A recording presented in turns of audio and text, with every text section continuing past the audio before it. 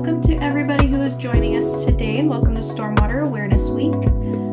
Today's presentation is the active treatment for industrial stormwater, when, why, and how, brought to you by Ty Mothersbaugh from Water Tectonics. Ty, if you'd like to get started, go ahead and introduce yourself. Thank you, Gabby. Very close. Sorry, it's TJ, but that is totally fine. That J looks like an I. It's all good.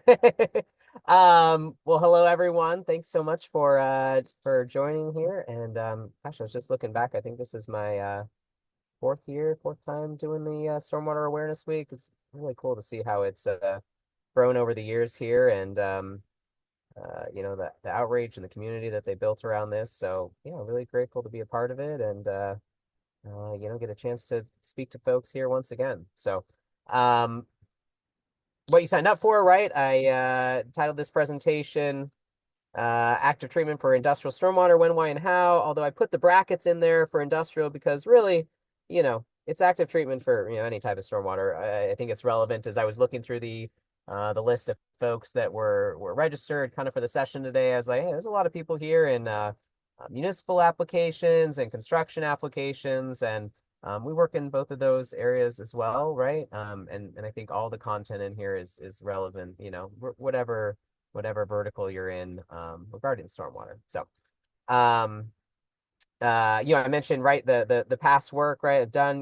One thing I just highlight here, I think, one great thing that this stormwater awareness team does is has their videos on YouTube. You can go back and see them all afterwards. So I just, posted here. If there's lots of deep dives into all these topics you can go into that I'm not going to do here. But if you're interested in deep dive on TMDLs, or PFAS issues or other things, right? I just put some of the links up here, and feel free to, you can drop them in the chat if anyone needs, or just grab them grab a screenshot or something. So, and you should, also, use the rest of the presentations from the past years on there as well. There's lots of good topics, not just the ones I've covered, but that lots of other wonderful speakers cover that, well worth your time. So, okay. So myself, I need to do a little introduction. I looked at, again, the kind of the pre-registered list and recognized, some of the people here. So for those of you I know, wonderful to see you again. And thanks for joining. For those of you that don't, my name is TJ Mothersbaugh. I'm the Director of Sales for Water Tectonics. I've been here this is year 15 for me in this spot. So it's been a fun journey. My background, biology, chemistry, and then business from there. Any of you working in this field will know, right? There's a lot of both technical and commercial issues you have to triage, right? And in dealing with water treatment. And so that's certainly, the perspective I try and bring to this discussion is having both of those, at the forefront of my mind when I'm talking about things. I'm working directly with customers most of the time, helping them, evaluate their issues, align, technologies with what they're trying to do, writing proposals, and then, kind of managing those sites in perpetuity as well, as kind of an account manager as, other technical or commercial questions come up. So that's kind of my role with the company.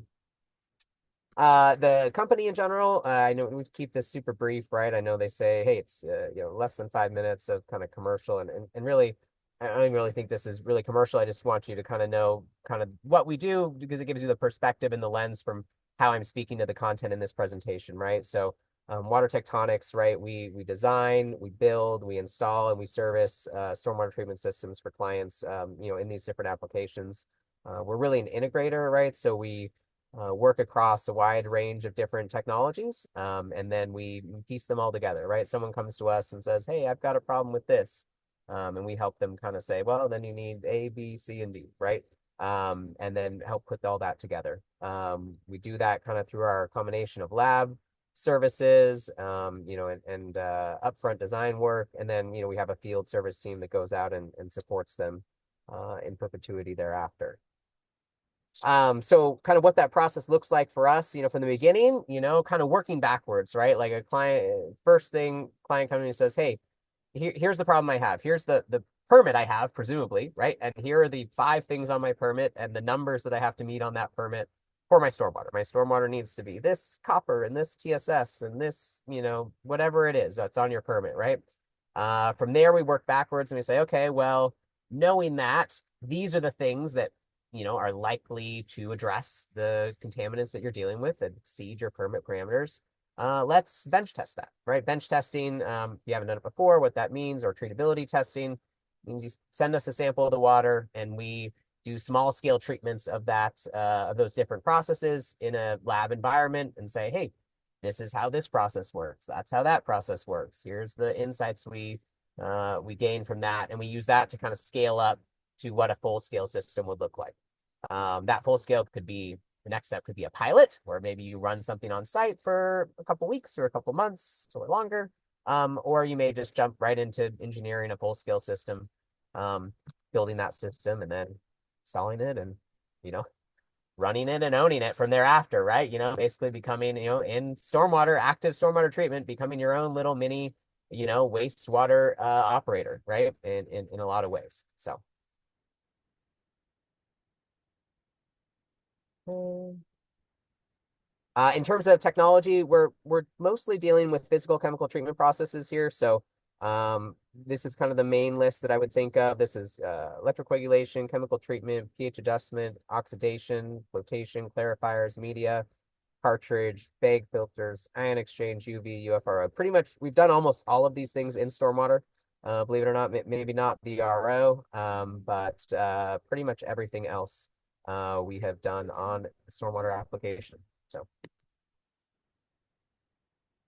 when I looked at the attendee mix on the list, about 70% of folks, right, kind of represented from California here. So done, a lot of work in California. If there's specific questions or issues in the group, right? Hey, I've got this really weird thing about, San Diego Regional Board, or I've got this thing about, this waterway up north that, you have a question on, right? I'm happy to, field any of those questions. We spent a lot of time in California.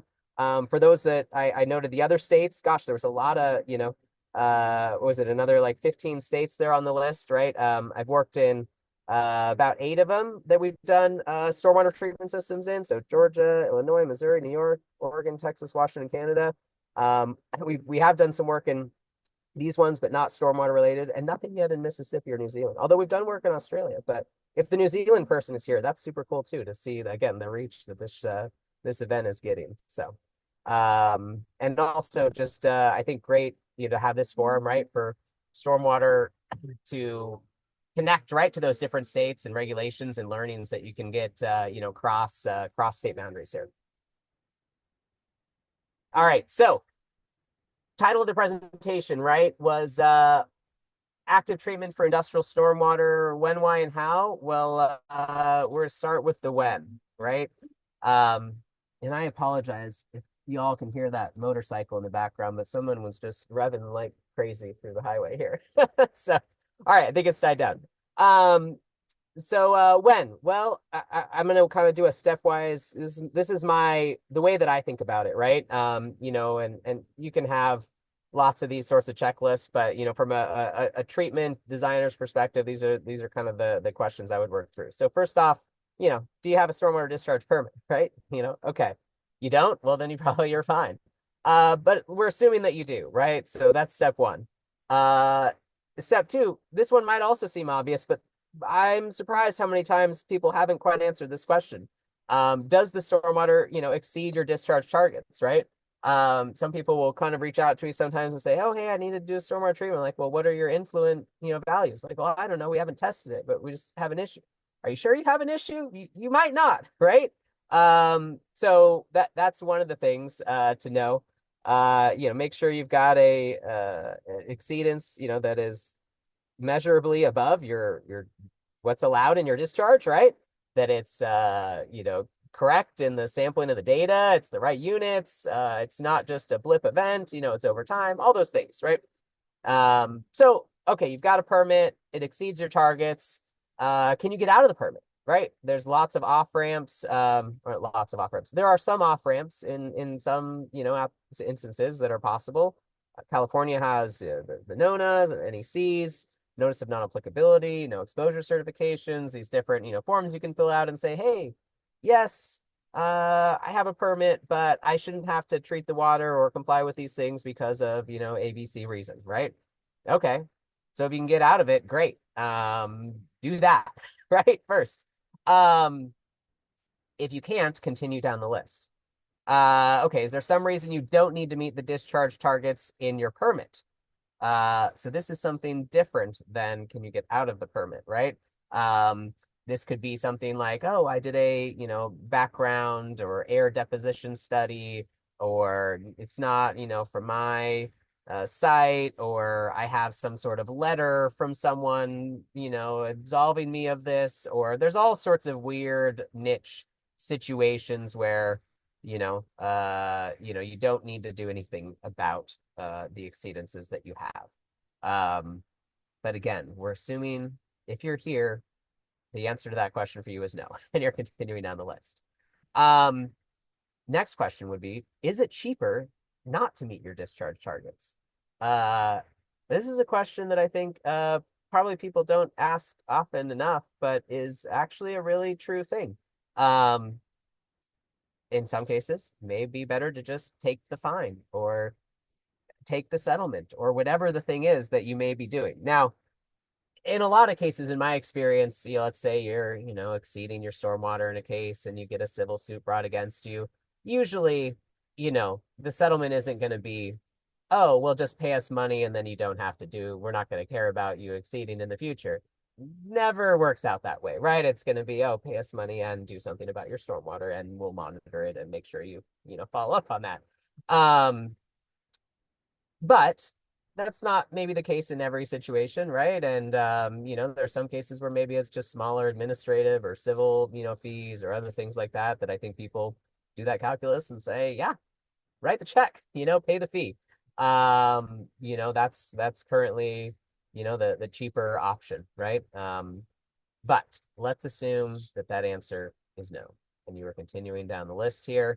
Whether it's the fines are too high, or the other risks. Sometimes they're not mm, directly tied to an immediate clear finance, like, oh, tomorrow you will get a $500,000 fine if you don't address this issue.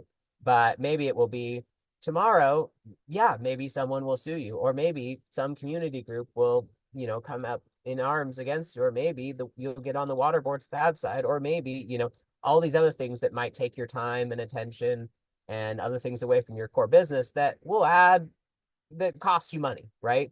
Um, and you got to kind of look at all of those considerations. Okay, so you said no to all those things, right? You can't get out of the permit. You have to comply with the numbers. It's not cheaper just to pay the fines. All right, well, now I guess I'm going to try and do something about my water, right? Um, well, the first thing is just going to be, and kind of following along how most stormwater permits, in the country are structured, right? Is like, just like keep your house clean first, right? We've got kind of the basic things they want all permittees to do, right?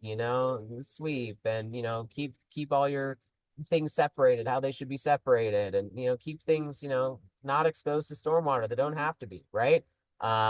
So question here, right? Can that get you to your goals, right? Because that's the first thing that all y'all should be doing before active treatment ever crosses your mind, right? But let's assume you've done everything you possibly can there, and that answer is still very much no, right?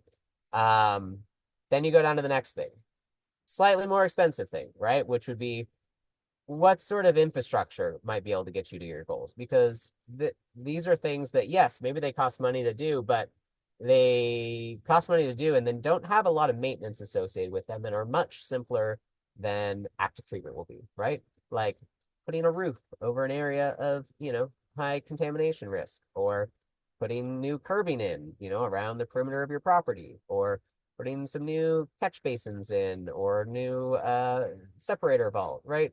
Things that are just physical separation device, infrastructure for the most part. Could those things help get you to your goals, right? Um, and again, maybe you got to repaint something, 10 years down the road, or maybe you need to, maintain that here and there. But yeah, not anything near to active treatment. The last one I'll put up here would be passive treatment, right? So this would be things like your catch basin inserts, your filter socks, anything where water is just going to be kind of flowing through, across, by some sort of media or filter that doesn't involve a pump, basically, right? I'm not pumping the water through something. It's just flowing via gravity through this item. Can that get me to my goals? The answer is no. All right, you've reached the end of the road, right? Now we are at active treatment land, as far as I can tell. If you've done all of these things, right, this is the when moment, right? You've arrived. All right, so the why, I would say on the better housekeeping, the better infrastructure, and the passive treatment, um, you know, maybe active treatment is cheaper in this situation, right? Maybe it is, maybe it isn't.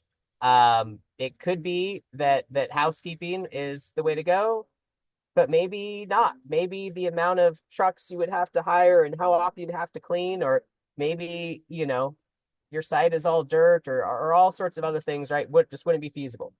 On the infrastructure, right? I've had people make this calculus a lot. Like, well, my site's 20 acres. The cost of a 20-acre roof is not close, not even close to active treatment, right? And it's also maybe not, with the height of what it would need to be for, what sort of equipment I need to operate on my site, right? Just doesn't make sense either. And then on the passive treatment, right? This would be, well, yeah, and it's cheap to buy that sock or this media or something. But if I have to change it out, every 30 minutes, well, then that's not, maybe the cheaper way either, right? So those are the kind of the main things that I would weigh, right? And then every once in a while too, there's a case where it's just being required by some other external factor. I see this actually quite a bit, where, whether it's because, the view of the agency or the the legal suit being brought, or the community organization, or the insurance company, or something, some other third party involved just says, hey, thou shalt do this, right? Which is put in an active treatment system, right? I'm actually, you'd be surprised how many times that is actually the driving force behind a lot of active treatment systems. They just say, hey, we don't want you to, fool around with any of these other things anymore. Your neighbor or this industry did that, or they did it over here, or we saw it work there, and we just want, this is what you're going to do. That's how we're going to make, go away, unless you want to keep fighting us on it, right? And battling us on it. This is the easy path. So this is what we're telling you we want. Just do this and, we'll be happy, right? So that is what I would say there. Okay, so when and why and now how. So one of the biggest challenges with active treatment that you'll start off is just, you have to just collect the water, right? This isn't a case where, well, I've got all these different discharge points on my site, and I could have socks around all my catch basins, and have water sheet flowing out off this driveway, and I can have everything going in every which direction. You're not going to want that for an active treatment system, right? Like, I have one site that has 3 systems, but it's a huge site. 98% of sites have one system, right? Because it's a big deal to have a system, and it's expensive, and you will want all of your the most cost-effective way to do it is usually to get all the water to one spot, right? For some sites, maybe it already goes there. Okay, easy, cheap, right? For some sites, the infrastructure may be, more than the treatment, right? In terms of the cost and complexity of doing that, right? So I think that's also a key calculus point for, hey, Should I be doing active treatment? Maybe if I go back up here, yeah, maybe this passive treatment up here is more than the active treatment on a cost per gallon treated, but the infrastructure for my passive treatment is only $20,000, whereas here maybe it's $500,000, right? And so it's fine because that OpEx isn't going to cross that curve for 20 years or something. Right? That's something to look at. So you got to collect the water, right? Get it to a single point, and then you also need to size the system, right? So these are kind of two halves of the same coin here, right? So gallons of detention and flow rate of your treatment system. This is the main dance that I do with clients, engineers, regulators on most every project I've ever done, right?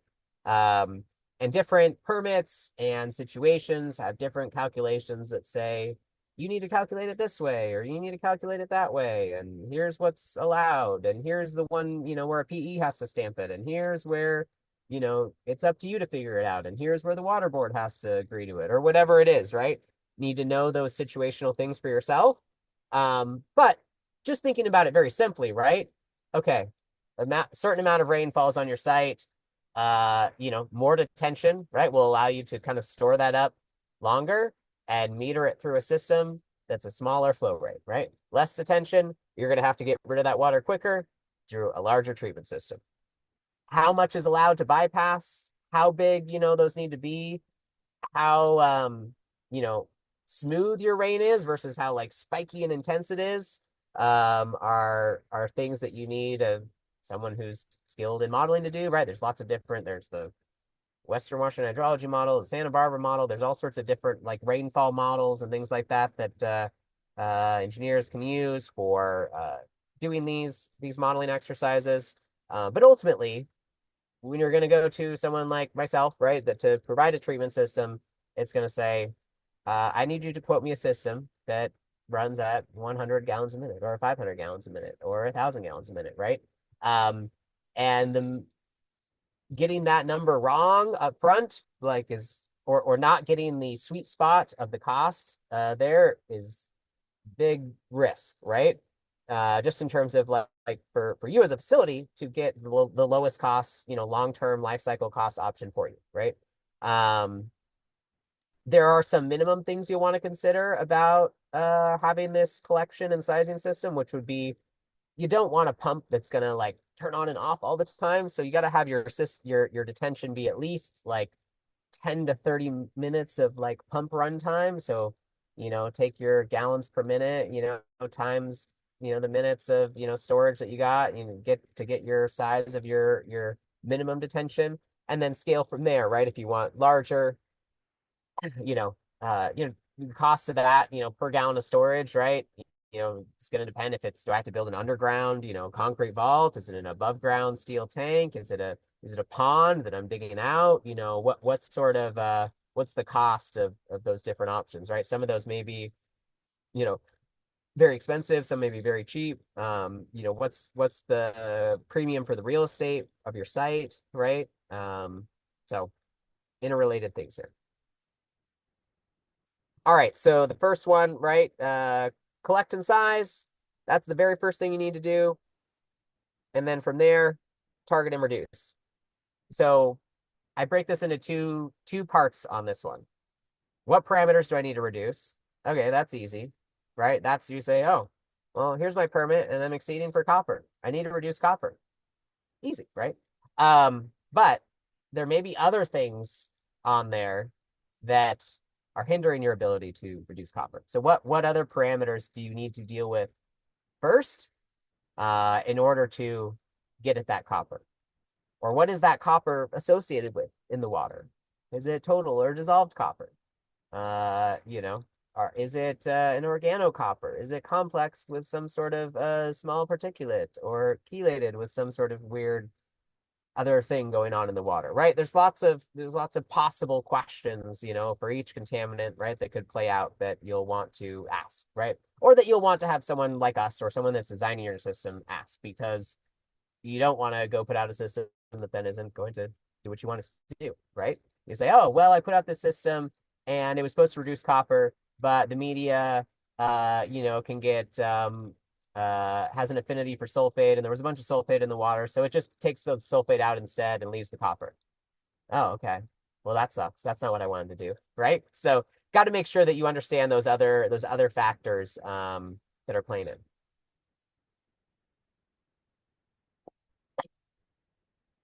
In terms of treatment, I think there's really only four ways, I kind of break it into here that you're removing things. You're settling them out, you're filtering them out, you're absorbing them inside of some structure, or you're adsorbing them onto the surface of a media or other, physical thing.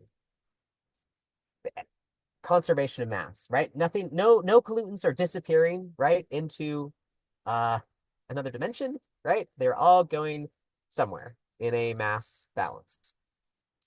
Gravity, your main tool and friend here, or not friend, is gravity, right? Is time in that calculation. So how big is the stuff I'm trying to settle out, and how much time do I have to settle it out? Really big stuff, lots of time, great. Settle it as long as, do that, right? Gravel, sand, fine sand, I can settle that out, in minutes. Even some, larger silts I can settle out in a couple hours. Maybe that's fine. But as I start to get smaller and smaller into low silts and into some clays and into these other colloidal particles, okay, well, I don't have days or weeks or years to let things settle out in a tank, right? Um, that might be problematic. So the key thing here, right? Particle size. Filtration. So filtration is the most probably widespread technology in water treatment, right? You have thousands, literally thousands of different makes and models of filters in the world. Um, and all you're doing is you have a thing that is larger than the filter and it can't pass through, right? So we've what called absolute filters, nominal filters, some that, won't let anything of that size pass through, some that'll let some things of that size pass through. But this covers everything from a, 100 micron bag filter to reverse osmosis. All of these things are just working on, blocking the thing from passing through. Absorption and adsorption, right? These are going to be things like, I think of absorption really as like a living system, like a plant, like uptaking copper into its being, into its roots and whatnot, right? Or adsorption, like using a carbon media or alumina media, something like that, and where you actually get the pollutant you want to kind of stick to the surface of that media, and then you dispose of the media from there.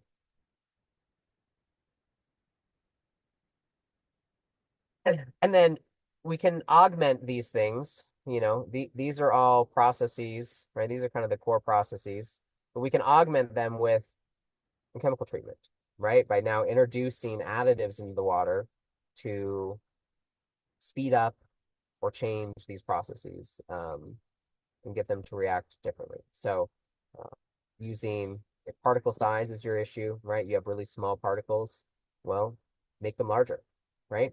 Take a coagulant, get those small particles to build into larger silts, sands, etc., and get them to separate out. If you have dissolved metals, well, dissolved metals, if anyone doesn't know, dissolved metal is anything that is, when they test it at the lab, they run it through a 0.45 micron filter. Whatever passes through the 0.45 micron filter is dissolved, right? Um, very small, basically. Um, but a lot of the metals that we're dealing with in stormwater applications, right, are going to have different metal solubility curves that are primarily dependent on pH, right? Um, zinc, one of the most common ones here, right, can be highly soluble at neutral pH. As you raise the pH in the water, you see this kind of blue line here.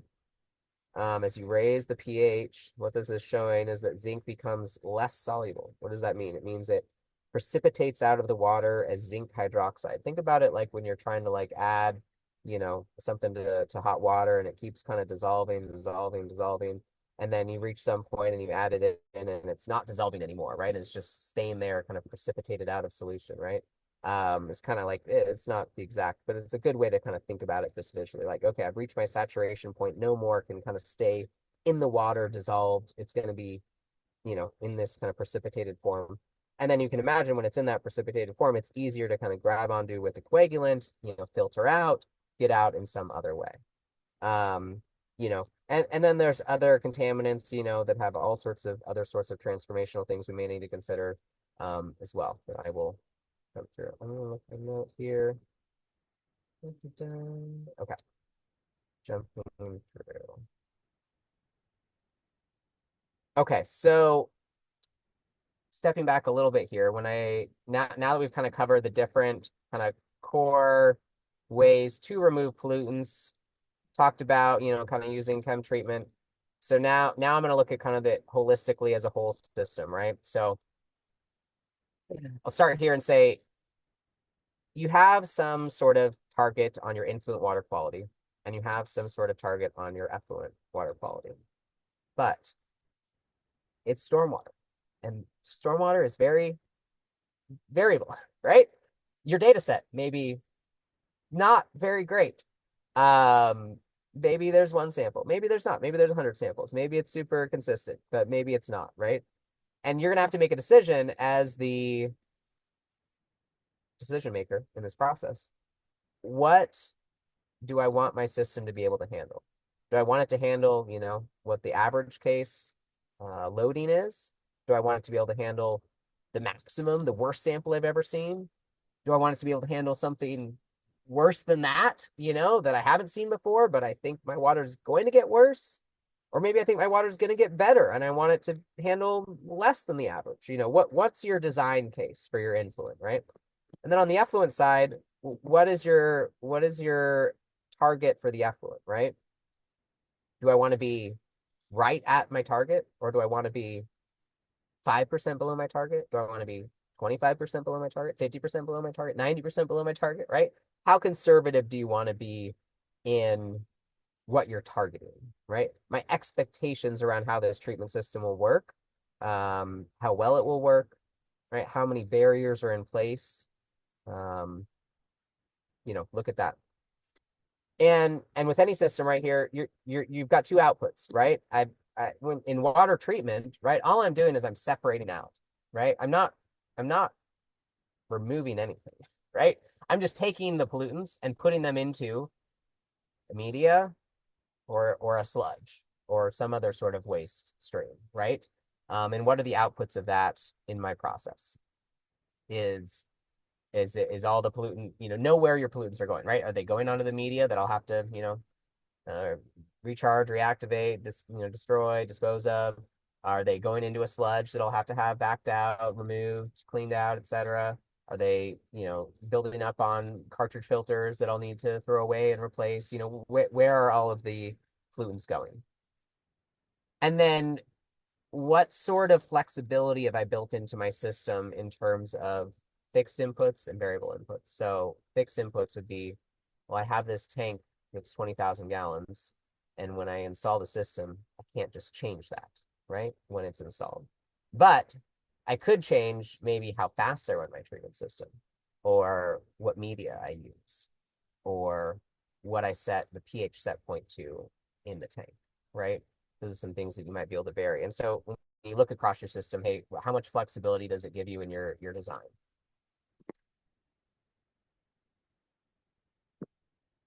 Okay, so the next, again, I think everyone starts in my experience from these discussions from a standpoint of I have an issue with XYZ contaminant, right? So I wanted to kind of use this next set of slides to kind of speak to different contaminants and, what typical approaches are for each of them that are most common, in these permits. And if anyone has other contaminants they want to raise their hand on, feel free to shout out. Um, I'm just kind of been monitoring in the chat as I go here. I see a question. Let me just read it here. How does an active treatment system manage peak flows during heavy rainfall or emergency spills? And are there built-in system safeguards to prevent system overloading or malfunctioning? Okay, so I will speak to how a lot of our systems are designed, and we can think about this, any system, but most systems that we design are designed to be on off at a design flow rate. There's a couple reasons for this. One, it's the simplest way. Um, when we were mentioning those fixed and variable inputs, right? So if I have a media vessel and a tank and, these other components, right? They're meant to be run at a certain flux rate, at a certain settling time, at a certain, bed volume, et cetera, and at a certain flow rate, right? And so if I change the flow rate, then that changes if I run it faster than that, well, they might not perform as well. And sometimes even if I run things too slow, they might not perform as well. That can be a problem too. So most of the time we want to run it, plus or minus at its intended design flow rate, right? And you use your upfront tank, right, as the kind of on-off set point for the system. So, right, when your sump or your pond is at level X, system turns on and runs as long as it needs to until the level is down, right? And fills up again. Okay, now turn it on and run until it's over. And then and then you always have to have some sort of bypass there though in your upfront. Or if you don't, just where does the water go, right? Just path of least resistance, right? But what most people do is they will have some sort of bypass. So you've got your sump feeding your treatment system at 600 gallons a minute, but if you get water coming through to 1,000 gallons a minute, which you don't have to design to, well, that 400 gallons a minute needs somewhere to go while you're also treating your 600 gallons a minute, and it bypasses via this pipe to your discharge or whatever, right? Because most permits, in my experience, right, don't require you to treat the 1,000-year storm, right? You always need some sort of kind of release there. Or if you don't, like I said, if you don't design it in, then it will just go wherever path of least resistance is. So, you can make that decision as a site, owner and designer of what makes the most sense for you there. And then built-in safeguards prevent system overloading or malfunctioning. Yeah, I would say the safeguards would be for us would be kind of looking at pressure readings, temperature readings, water quality readings like pH and turbidity. So there's like physical measurements and then also water quality measurements, right? Depending on what you mean by overloading. But yeah, there's certainly more sensors can provide you more data. It's also more probes to calibrate and monitor. And it's also, is it helpful or not, right? In some cases, absolutely, right? But you have to kind of weigh the value of, what you wanted to monitor and where and what you're getting out of that. Okay. All right. So I was on to, yes, the kind of the deep dive on each of the parameters here. So, metals, um, ones that we see often, right? Copper and zinc are the most common. Copper can have some low targets. It can be a little tougher. Zinc often requires, pH adjustment. Both of these are pH sensitive, as you can kind of see in the graph here. Copper likes to be around the 8s, zinc likes to be around the 9s. Lead, usually pretty achievable. Haven't had a lot of issues with that on systems. It's also kind of lower pH precipitation, often associated with particulates. I've not seen a lot of mercury, cadmium, nickel, selenium in stormwater sides. I've seen that, on some state permits, right, where they've got, lists there. Not a lot of sites that are going to have mercury, quite honestly, right? Cadmium every once in a while, it's low levels, but again, I've rarely seen hits for it. Nickel, same thing, rarely see hits. Selenium, yeah, that is it's a very difficult parameter to remove in almost any application. Certainly in stormwater would be very challenging. Again, I have not had anyone that has had it identified as a relevant contaminant that they need to sample for as having, a source of it on their site and needing to treat for it. So that'd be interesting. If anyone has, I'm interested to hear from you. So,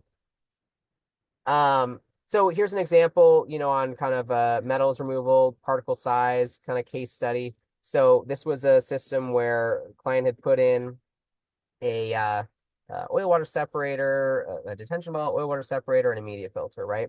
And they got, about 50 to 80% reduction of all their target things. You can kind of see here, this is percent reduction from blue to orange with those unit processes. But they still had, a lot of aluminum, a lot of iron, that were kind of passing through that media filter. And they, when they analyzed that, they saw that it was, just really very low, small particle size stuff. I mean, it looked like pixie dust, right? And so just slipped right through that filter. Um, so we needed to, basically leave all the media filter, detention ball, all those things in place, and just retrofit in front of it, some coagulation, right? To get those things to not be pixie dust, to get them larger, to get them to settle out before the media filter. Um, and then you see here, then we get, that 90 to 99% reduction that we really need to hit the targets. Um, Here's a different case where you've got more of a dissolved metals issue, right? So I don't have any small particulate issues here. I don't really have almost any particulate issues, right? I just have some color and some dissolved metals. But when you adjust the pH of that water, like we were talking in these pH curves up here, right? You see all that material come out of solution now, like I was talking about, right? When you can't kind of reach that breaking point. Now you can imagine much easier for this stuff to just come out with a simple filter, right? Um, and then even though this last one has a little bit of color in it, right, we've successfully kind of taken out all the lead that was in here in this sample over here. Organics, I'd say the main thing for organics that covers most sins in the stormwater world is going to be carbon, right? Going after PCBs and PAHs are probably the most common things on the stormwater side. You can have some really low limits for PCBs. That can be a challenging one, but again, carbon, lead laid carbon, conservatively designed carbon can usually get you there. Same thing with the PAHs.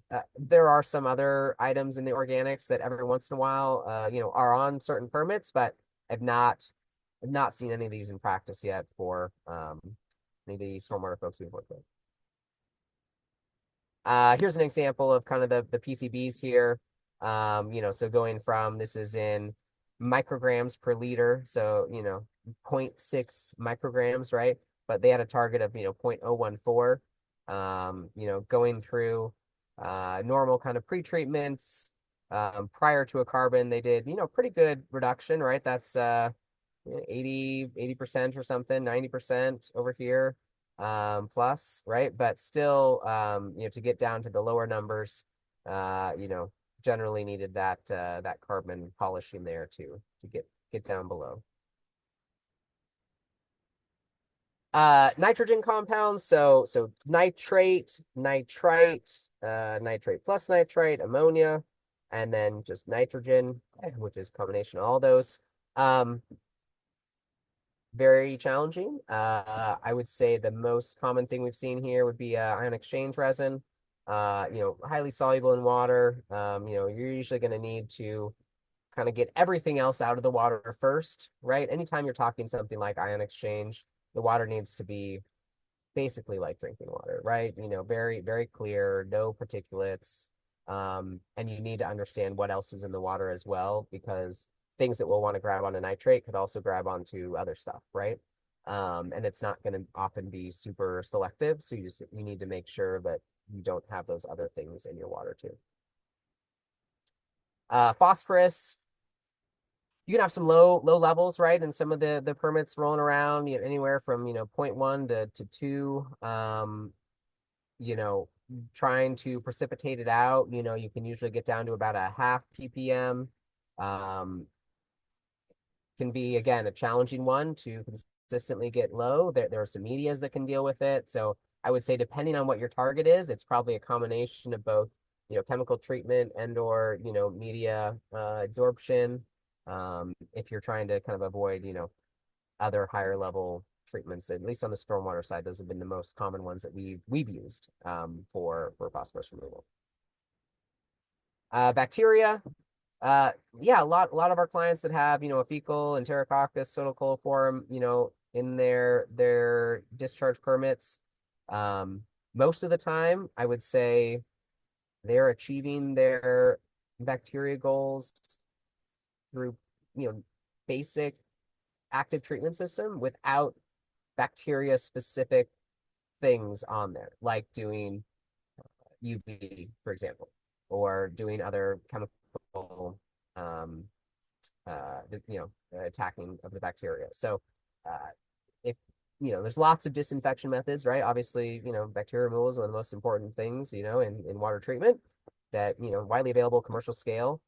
The challenge really is a lot of those are in kind of continuous flow applications and not stormwater. Stormwater is intermittent flow. And so one of the problems you'll get is like, oh, well, what, you can picture your pond in your backyard or the puddle, at your site, right? Like sits around in the sun, goes anoxic, grows algae, does weird stuff, gets food, right, for bugs to grow things, right? So that's it's a if you're exposed to the environment, then you're exposed to, the biology of the world, right? So you got to think about that um, when you're looking at a system. Again, most of the time, pretty well addressed. But I do have systems that have used UV. It's not a home run. Can it work well? Yeah, yeah, yeah. But it's got its own little peculiarities to manage too. And it's just one more thing to manage and worry about, right? But it depends on your application and your need, and sometimes it's absolutely the right tool for the job. Um, so yeah, here was a case where dealing with kind of all of the above, right? I had solids, metals, COD, nitrate, phosphorus, um, all of the above, right? And so required, pre-treatment, settling, filtration, and then three different stages of media to target, the COD, the nitrate, and the phosphorus polishing, because all of those are parameters that react differently, right? And you wish there was a media that just worked for all three of them, and you said you were done. But for the most part, those things, right now, medias are, technology is always evolving, but for the current moment, there's a lot of need to have multiple process steps, right? And then, other top emerging contaminants, right? So PFAS, 6-PPDQ, and microplastics, if you've heard about any of these or not, these are probably PFAS, right? If you haven't, very top issue for the EPA and country and most water funding in general. Has it come for stormwater yet? Uh, no, not for the most part. There are some sites, yes, that are doing it, but it is not, on every general permit in the country, right? Or even on most any general permit, anywhere. Are they starting to monitor for it at select sites? Are some people having to do treatment for it under individual conditions for stormwater? Yes. If you are a landfill or you know, garbage transfer, waste facility, something like that, right? Look at the sources of PFAS, right? If you had a fire put out on your site with some PFAS foam, you likely have some very high levels there, right? Um, Trick to PFAS, if you sample for it, you'll find it, right? So, um, there's thousands of different compounds here. It's complex. But again, the story is much the same as the other contaminants in that list, which is, yeah, to go after the PFAS, I need to get the water pretty much clear, right? And then I've got lots of options to deal with it. Um, a lot of the things that work on those other contaminants, right? Carbon works well on PFAS. Ion exchange works well on PFAS. Membranes can work well on PFAS. So um, it's not that it's hard to remove. It's just one more thing, right? Something to be probably for the group in this room, probably the most common thing you want to be on the lookout for on the horizon. 6-PPDQ. This is thought to be one of the things that is most risky to fish kill for juvenile salmon and other fish. So there's a lot of interest in it. Currently, there's reports out of and studies out of Washington and other places, right, looking into this. Is it going to hit permits? Maybe. Are they're really just now kind of getting evolved methods to even analyze for it. It can get pricey. I mean, so again, I think that's a long ways off from being on your stormwater permit, but possibility. Microplastics, again, there's not even a method here yet to analyze for this. This is more of just, hey, here's a facility I worked at where it's like their business is grinding plastic and then melting it into for reuse for other plastic. And yeah, there's a lot of microplastics everywhere. I mean, it's a mess. Um, and someone probably should put a regulation on that and do something about that. But when you don't even have a method to say, well, what's the playing field or what the ground rules are, it's hard to say what you should do. Um, so yeah, let's see here. And I think, oh yeah, yeah. So final slide here. Um, so the last thing I think of, kind of when I do a matrix here on my, my options. So you're looking at, and maybe these options are different active treatment options. Maybe they are different companies. Maybe they are active versus passive. Maybe it's passive versus a roof. Maybe it's, what are all these different factors, right? But the big things I think of are, footprint, right? Do you have the space? Power, right? Is there, what's the power of the different options you need? Can you afford it? Right? If you can't afford it, you don't even need to worry about it, right? You can eliminate it from there. But if it doesn't also meet your needs, then don't spend any money, right? Or unless you have a case to make on, well, hey, this gets us halfway there, and it's what's commercially or it's what's economically achievable for us, right? And then maybe that is the case you're making, right? Can you afford the maintenance on it, right? What's the consumable cost? What's that waste disposal cost? Do you have personnel that can run, the system or the improvement you're trying to make? And then just how would you kind of rate the technical risk of what you're evaluating, right? Like how is this something that's been done 100 times, 5 times, 0 times? Have you tested it on water from your exact facility to see, does it work in your instance? Is there something weird about what you have going on that makes it viable or not viable? So, um, are there other things you could consider here? Yeah, but I think if you consider at least those 6 things, you're going to be pretty solid and ahead of most folks when it comes to kind of making a good decision there. So, all right. Well, that's all I have for all y'all, and thank you so much for your time. Let's see.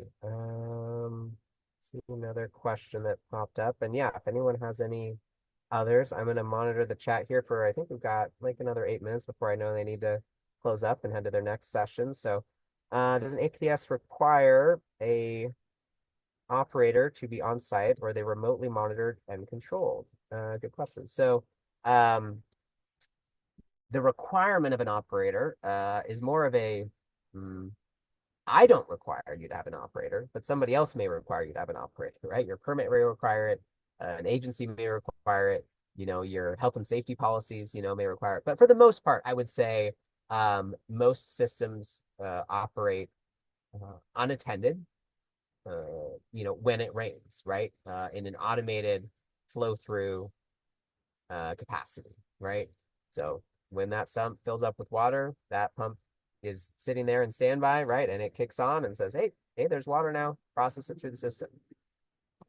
In our platform, we have a software tool called Eagle Eye that we can look at our systems remotely. So we can, see how many gallons did it process today, and what's the current turbidity in that fault, and what's it showing on the HMI screen for the pressure at that pump, and different, depending on the site and what components it has and all those sorts of things.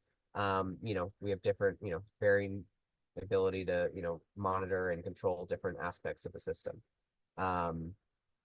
Most of the time that an operator is going to spend is going to be actually in between when it's running, right? So, okay, the event's done. It's not raining. I need to go check my probes and calibrate them, or I need to replace the chemical that just got used up. Or I need to call out the vac truck to suck the sludge out of my tank, or I need to have the carbon company come and change out my media, right? Those are most of your time as an operator or as the champion of that system and site. That's when you're going to be spending your time. And hopefully you've done all that right. You're just kind of kicking back when the system's running, watching it spit out nice clean water, and doing good sampling technique to take your samples when it's time, and sending those to the lab and writing good reports, right? That's the goal ultimately. So. All right, it doesn't look like we have any more questions, but thank you, TJ, for the awesome presentation. If anybody has any questions, you can go ahead and put those in the chat now. But thank you for joining us for Stormwater Awareness Week. For the industrial folks, there is another industrial workshop this afternoon at 4 o'clock. And it's called Industrial Stormwater Treatment Systems 101. So if you haven't already, go ahead and check that one out. Go ahead and register for it. If you missed any part of this workshop or would like to view it later, a recorded version should be available in the next 24 to 48 hours on stormwaterawareness.org. I would also like to encourage you that if you haven't registered to go for the keynotes this year, they are really amazing, and I would encourage you to go and check those out as well. All right, I'm not seeing any other questions, and we are at about time, so thank you again, TJ. Thanks, everyone. Appreciate it.